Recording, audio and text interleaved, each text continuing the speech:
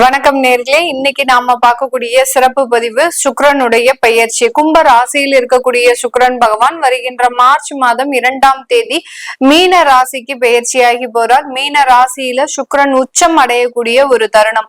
இந்த 26 நாட்களுக்கு சுக்கிரனாகப்பட்டவர் உச்சம் பெற்று ஒவ்வொரு ராசி என்பர்களுக்கும் உண்டான பலன்களை என்ன மாதிரியா கொடுக்க போறார். ஏன்னா சுக்கிரனாகப்பட்டவர் ஜோதிட ரீதியாக வருமானத்தை குறிக்கக்கூடிய ஒரு கிரகம், ஆடம்பர ஒரு வாழ்க்கையை குறிக்கக்கூடிய ஒரு கிரகம், அடுத்து ஒரு கலத்தரக்காரகவும் கூட இந்த சுக்கிரன். அதனால எந்தெந்த ராசி என்பவர்களுக்கு என்ன மாதிரியான ஒரு மாற்றங்கள் இருக்க போகுது அப்படின்றத இந்த பதிவுல நம்ம தெளிவா பார்க்க போறோம். இந்த சேனல்ல முதன்முறையா பாக்குறீங்க அப்படின்னா சப்ஸ்கிரைப் பண்ணிக்கோங்க, பெல் பட்டன்ல ஆல் ஆப்ஷன் சூஸ் பண்ணிக்கோங்க.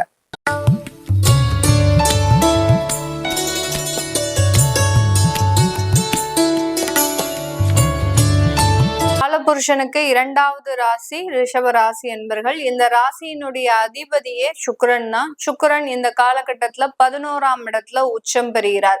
இந்த ராசி என்பர்களுக்கு முழுமையான வளர்ச்சி காலகட்டமாக தான் இந்த 26 நாட்கள் இருக்க போது. இந்த ராசி என்பர்களுக்கு வரவேண்டிய பண வரவுகள் முதல்ல வரக்கூடிய ஒரு காலகட்டமாக தான் இருக்கும். ரிஷப ராசி என்பர்கள் எப்போதுமே ஒரு வசீகரமான ஒரு பேச்சு, அடுத்து பாத்தீங்கன்னா எல்லாரையுமே ஒரு வெள்ளேந்தியாக நம்பக்கூடிய ஒரு நபர்களாக இருப்பாங்க. அதே சமயத்துல ஒரு தனிநபர் வருமானம் பத்தாது அப்படின்ற மாதிரியாக இருக்கக்கூடிய ஒரு நபர்களும் கூட. ஒரு குடும்பத்துல ரிஷபராசி என்பர்கள் இருக்கிறாங்க அப்படின்னா அந்த குடும்பத்துல இருக்கக்கூடிய நபர்களும் இவர்களுக்கு சேர்ந்து ஒரு சப்போர்ட் பண்ணக்கூடிய ஒரு அன்பர்களாக தான் இருப்பாங்க. எப்போதுமே அந்த வருமானத்திற்கு பெரிய அளவுக்கு இவர்களுக்கு ஒரு தடங்கல்கள் இருக்காது. ஆனாலும் இந்த ரிஷபராசி என்பர்கள் கடந்த ஒரு 2 வருடத்துல பாத்தீங்கன்னா மிகப்பெரிய ஒரு பொருளாதார சிக்கல்கள்ல மாட்டிக்கிட்டாங்க. தேவையில்லாத இடத்துல இன்வெஸ்ட்மெண்ட், ஷேர் மார்க்கெட் போன்ற இடங்கள்ல இன்வெஸ்ட்மெண்ட் பண்ணி அதிகப்படியான நஷ்டங்களை பெற்ற நபர்களும் கூட. அதுல இருந்த ஒரு சின்ன கலக்கம், நம்ம எப்போதுமே இந்த மாதிரியான சில விஷயங்களை அனுபவிச்சது இல்லை, இப்போ என்னடானா இந்த மாதிரியாக இருக்கு அப்படின்ற ஒரு இடத்துல இருந்த இந்த ரிஷபராசி என்பவர்களுக்கு மீண்டும் தன்னுடைய வாழ்க்கையை ஒரு நல்ல விதமாக தொடக்கத்தை ஆரம்பிக்கக்கூடிய ஒரு காலகட்டமாக தான் இந்த சுக்கிரனுடைய பெயர்ச்சி மிக அற்புதமான ஒரு மாற்றங்களை கொடுக்கக்கூடிய ஒரு நேரமாக இருக்கும். இந்த ரிஷபராசி என்பர்கள் எப்போதுமே உறவுகள் மீதான சில விஷயங்கள ரொம்ப நம்பிக்கையோட இருப்பாங்க. அதாவது அவர்கள் கிட்ட எந்த விதமான எதிர்பார்ப்புகளும் இன்றி ஒரு பாசத்தையும் ஒரு நேசத்தையும் எதிர்பார்க்கக்கூடியவர்கள் இந்த ரிஷபராசி என்பர்கள். ஆனால் கடந்த 1.5 வருடங்கள்ல பாத்தீங்கன்னா மிகப்பெரிய அளவுக்கு அதுல சாதகமான ஒரு சூழ்நிலைகள் இல்லை. எப்போதுமே அந்த உறவுகள் மீதான ஒரு ஏமாற்றங்கள், சில இடத்துல பாத்தீங்கன்னா திருமணம் ஆன உடனே ஒரு வருடத்துல அந்த விவாகரத்து போன்ற சில பிரச்சனைகள் இந்த மாதிரியாகலாம் இருந்திருக்கும் இந்த ரிஷபராசி என்பர்களுக்கு. இந்த சுக்கிரன் உச்சம் பெறக்கூடிய இந்த காலகட்டத்துல இந்த 2வது திருமணம் சம்பந்தப்பட்ட சில விஷயங்களும் சாதகமாக இருக்கக்கூடிய ஒரு நேரமாக தான் இருக்கும். சில ரிஷபராசி என்பர்கள் சொல்லுவாங்க, மேடம் எனக்கு 30 வயசை தாண்டியாச்சு, இன்னும் எங்களுக்கு திருமண ஒரு வரன்கள் அமைய மாட்டேங்குது அப்படின்ற மாதிரியாக சொல்லுவாங்க. இந்த 30 வயசை தாண்டியாச்சு, 33 வயசை தாண்டியாச்சு அப்படின்னாலே உங்களுக்கு திருமண தோஷம் ஹெவியாக இருக்குன்றதுதான் பேரு.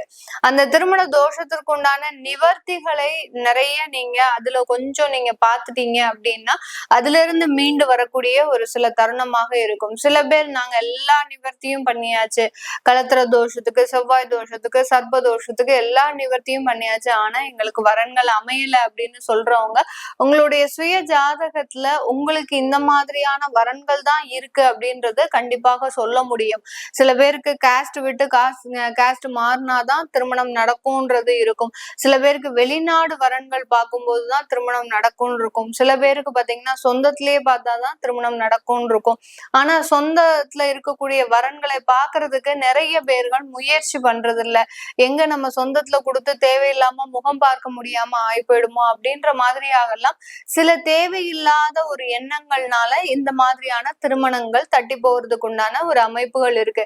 சில பேருடைய சுய ஜாதகத்துல தன்னுடைய சொந்த பெற்றோர்களே திருமண வரன்கள் பார்க்கும்போது ஒரு சிலருக்கு திருமணம் நடக்காது.